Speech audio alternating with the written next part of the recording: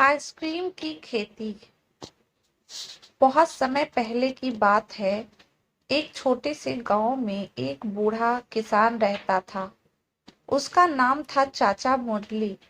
चाचा मुरली का गांव हरे भरे खेतों और सुंदर पहाड़ों से घिरा हुआ था। लोग उसे बहुत पसंद करते थे क्योंकि वह हमेशा मुस्कुराता रहता था और बच्चों को मजेदार कहानियां सुनाता था। एक दिन चाचा मुरली ने गांव के बच्चों से कहा, क्या तुम जानते हो कि आइसक्रीम के खेतों में भी उगाई जा सकती है? बच्चे हैरान रह गए और उन्होंने पूछा, कैसे चाचा? चाचा मुरली ने हंसते हुए कहा, बहुत ही ध्यान से मुझे तुम्हें आइसक्रीम की खेती के बारे में बताने दो। और फिर उसने उन्हें यह काल्पनिक कहानी सुनाई।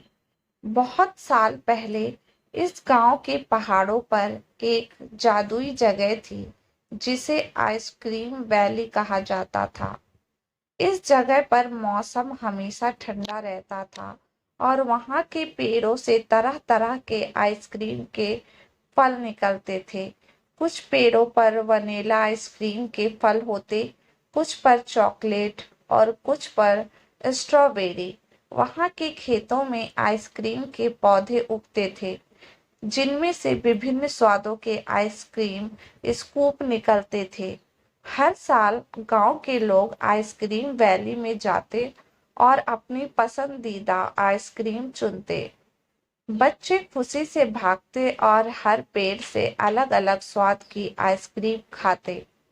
चाचा मुरली ने बच्चों से कहा कि अगर वो अपनी कल्पना का इस्तेमाल करें तो वो भी आइसक्रीम वैली में जा सकते हैं। बच्चे बहुत खुश हुए और उन्होंने सोचा कि कैसे वे अपने कल्पना का इस्तेमाल करके आइसक्रीम वैली में जा सकते हैं। और इस तरह चाचा मुरली ने गांव के बच्चे को यह सिखाया कि कल्पना के माध्यम से वो किसी भी जादुई जगह पर जा सकते हैं, यहाँ तक कि आइसक्रीम के खेती के खेतों में भी। इस तरह चाचा मुरली ने बच्चों को आइसक्रीम के खेती की एक मजेदार और कल्पनाशील कहानी सुनाई जिससे वे खुश हो गए। कहानी का उद्देश्य था बच्चों को यह सिखाना कि कल्पना की शक्ति असीमित होती है और वो अपनी कल्पना के माध्यम से कहीं भी जा सकते हैं।